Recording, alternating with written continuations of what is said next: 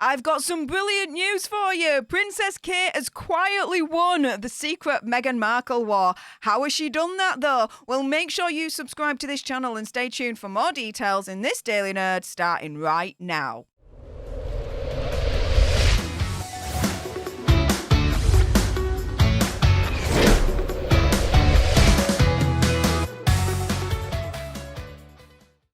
Hey up everyone, it's me, Stef The Alter Nerd, your nerdy alternative, and welcome to another dose of the Daily Nerd, where I break down the news and pop culture stories of the day that's pretty much caught my eye, and oh my goodness, before I jump into all the juicy details with this video's main topic, there is a little bit of housekeeping.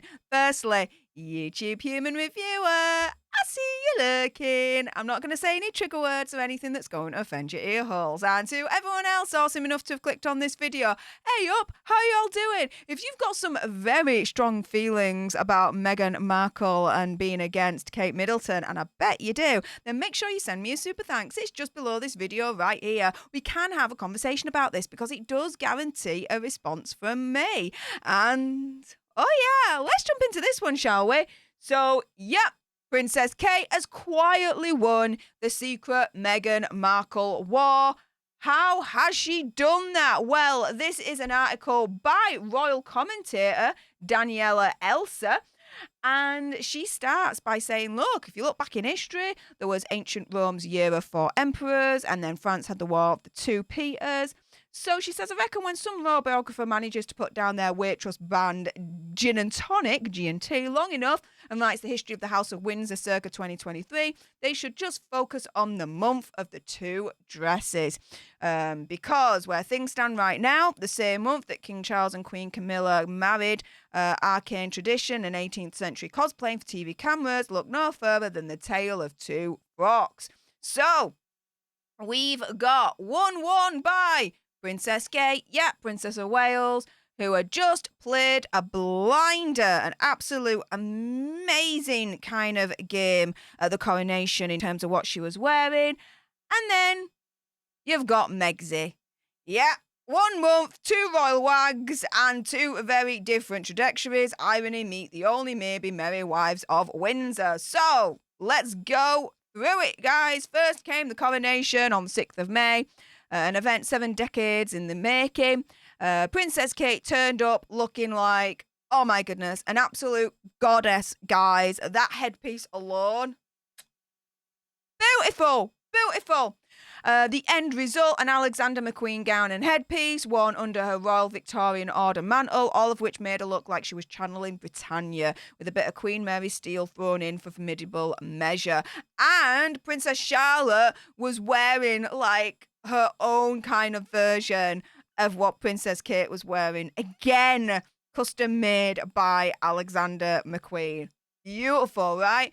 Just in case anyone was in doubt whether a former accessories buyer whose greatest achievement pre-marriage was running a charity roller disco had made it, here was the unimpeachable proof. She had made it.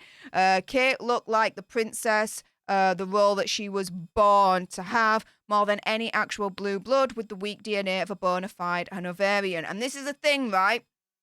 I see your comments, okay, saying you shouldn't be calling her Princess Kate Middleton, you should be calling her Princess Catherine, this, that, and the other. Let me explain something to you guys, okay? Princess Kate came from us. She was a commoner, okay? The thing is, when it comes to royal family, back in the day, you could only marry into the family if you were born of blue blood or if you were part of the royal scene, if you were like, you had a title, like if you were a lady or a duchess or whatever, right? Okay? It was impossible if you were a commoner to marry into the royal family. If it wasn't impossible, then it would have been Camilla and Prince Charles that would have married back in the day rather than Prince Charles and Princess Catherine, as Prince Charles was known back then, right? So, we've got Princess Kate Middleton, marrying into the royal family. One of us, a commoner. So, when I say Princess Kate or I say Princess Kate Middleton, it's not out of disrespect, guys. If anything, it's out of wonder. It's out of actual respect of where she came from. She came from us. She is known as a commoner as Kate Middleton. So it's a nod to her. Does that make sense? If not, then it'll never make sense to you. But the gist of what I'm trying to explain here is, by me calling her Princess Kate, it's not a disrespect. It is a nod because she came from us. We're proud of her because she came from us, and she'll always be Princess Kate. It's out of love. It's out of admiration. That's the gist of it, okay? So, after that little mini rant, here we go. Here she is, my goodness, on the day of the coronation, looking absolutely beautiful, doing us all proper proud. Thing is, though, she's nailing the actual job too, never mind her fashion sense. Not content to just opening things and just ribbon cutting, as many did in the past. The last couple of years, she's pulled off the biggest royal coup. She has the Royal Foundation Centre for the Early Childhood, but, you know, she is trying to tackle, you know, homelessness, addiction, mental health as well. She is taking on the big problems in the UK and doing a mighty fine job of it. In the last few months alone, she actually held a meeting from 9 global companies, and all their CEOs came to her meeting. She was able to get 9 CEOs from 9 global companies to actually create a business task force and launch a UK-wide advertising campaign, and found the time to pen an opinion piece for the Financial Times, the go-to newspapers of presidents, plutocrats, and power brokers from, you know, London to Bangkok. So, my goodness, she is absolutely, through her actions and through her fashion sense, completely won the secret Meghan Markle war, because Princess Kate is going to strength to strength. Absolutely. Now, same can't be said for our Megsy, whose biggest achievement is inadvertently providing Hertz with a tsunami of global exposure. Yes, you could see her dress, see her in that Hertz store and be like, sponsored by Hertz. There you go. There you go. So she turned up to that awards night in New York, that infamous night now, where apparently they were in that, you know, near car crash kind of situation. She wore a strapless gold Joanna Ortiz frock. She looked like Ava Gardner. We're meeting for cocktails later at the Palm. It was old Hollywood glamour meets 21st century power player by way of a bit of an SATC. But if Kate had been trying to dial up her queenly cred with her outfit and doing a bit for the knockoff royal souvenir industry, then Meghan was all about framing herself as someone fully in control of her own narrative, all of which went swimmingly until, yeah, they were like, we were in a near car crash situation that was totally catastrophic. Wah! We're victims. Wah! It all went well for Megsy until they tried to play victim yet again. It's hard to see by any measure that things are going well inside the Sussex camp these days. You know, their Netflix show initially with Harry and Meghan was a success, but, you know, months on and nothing really happening at this point. Their next series after that, Live to Lead, that was released at the beginning of this year, completely flopped, and it was absolutely destroyed by critics. You've got the next series of Heart of Invictus, which Netflix in January announced on their Twitter would be released in summer, but no news since about that. And plus, more recently, Spotify have fired Harry and Meghan due to low productivity, or one executive literally pointing out on their podcast saying that they are effing grifters. Oh yeah, a lot of people now are questioning, well, is Netflix next to fire them for low productivity? Yeah? So the great unanswered question that swirls around them is, what else do they have to offer to audiences, streaming companies and publishers now that they've dredged up all of their palace-related pain? Will anyone care about what they have to say if they're not pointing fingers at the royal family or recounting the deep spiritual hurts of that time? The Prince and Princess of Wales didn't invite them to go halves on a Thai takeaway.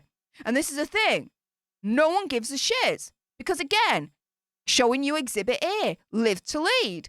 It was released the beginning of this year. It had nothing to do with the royal family whatsoever. It was a series where each episode, it focused on one person, you know, Jacinda Ardern, you got Grunberg and other people, right? No one watched it, no one cared. And the critics absolutely destroyed it. No one cares about them. They are not worth it. Now, the Duchess has no new projects for Netflix or Spotify. Spotify, since this article, of course, fired them. So no new projects for Spotify for definite. And there's not been any sort of resounding clamour for her to pen another children's book. And bear in mind, with Netflix in particular, there was a children's series that she was working on with David Furnish, which is Sir Elton John's husband, called Pearl, that Netflix cancelled before it even lifted off the ground. Even Meg's ideas are shiz to the point where Netflix is like, not good enough, move on. Come on, this is obvious. Now, she's signed with the agency in Hollywood, WME, but quite what direction they might take remains to be seen. What is crystal clear is that based on US polling, Meghan is hardly making friends or influencing people, only just making it back into net positive territory after disappearing into negative numbers for much of the year. Basically, she still ain't popular with the American public, and they're seeing through her shiz. Over 5 years since she and Hazard tied the knot, Meghan, despite having the work ethic of Princess Anne on Red Bull, seems to be a duchess without a portfolio. Let me put it this way, right? I disagree with Miss Elsa on that point because, let's put it this way, okay? Spotify have fired Megxit and Hazard due to low productivity, and they've lost millions as a result of that, Hazard and Megxit. The other thing as well is the last year's charity returns in America for Archwell Foundation shows that Prince Harry and Meghan Markle only worked 1 hour each per week. Yeah, they're a fan of low productivity, it seems, opinion, conspiracy theory, whatever. But she is a divisive figure, better known for a starring role in the biggest royal bust-up since Edward VIII dumped the Duke of York in it and bolted for France than for her humanitarian work or creative output. Of the King's 2 daughter-in-laws, who would have predicted that in 2023 it would be Princess Kate who would be the one hitting her stride and doing exciting, ambitious things, and that it would be Megxit whose career would seem to be floundering. The greatest tragedy in all of this, that we, the public, were denied the chance to see what incredible couture collection, worth about the same value as a mid-sized family car, Meghan would have worn to the coronation. I don't care. If anything, I'm glad she didn't come to coronation. I'm absolutely glad that she stayed away. We don't want her. We don't need her. We don't like her. Let her stay in Montecito Royale, okay? Let her stay in Montecito Royale. We are totally Gucci about that. I'm telling you right now. But, yeah. At the end of the day, ultimately, you have got here Princess Kate quietly winning the secret Meghan Markle war. How? Well, with Megxit continuously trying to play the victim, that is absolutely not endearing to the public, and she remains unpopular. And because of her low productivity output with Spotify, they have fired hers and Prince Hazard's backside. Many questioning, well, is Netflix next? On the other hand, though, you've got Princess Kate, who absolutely was a showstopper at the coronation and still to this day continues to work hard every single day for early childhood, for homelessness, for so many causes. Mental health, another one that she has championed for years. We see her every single day working her butt off for the British public, right? What we seeing Megxit do again and Prince Hazard do again? More often than not, it's all, where privacy, where the British public are evil, where the royal family's evil, where. Ugh. With that being said, though, enough with my gob. It's now time for your gobs. If you appreciated this video and you want more, believe me, there's going to be more. Do make sure you click on that subscribe button. Help us get to 100k so we can get that silver play button right there. Like, share, comment down below your opinion, conspiracy theories, whatever's on this one. Also, as well, if you've got some very strong opinions about Princess Kate winning the secret Meghan Markle war, and I bet you do, then make sure you send me a super thanks. It's just below this video right here. We can have a conversation about this because it does guarantee a response from me. And until the next time, you guys. Laters.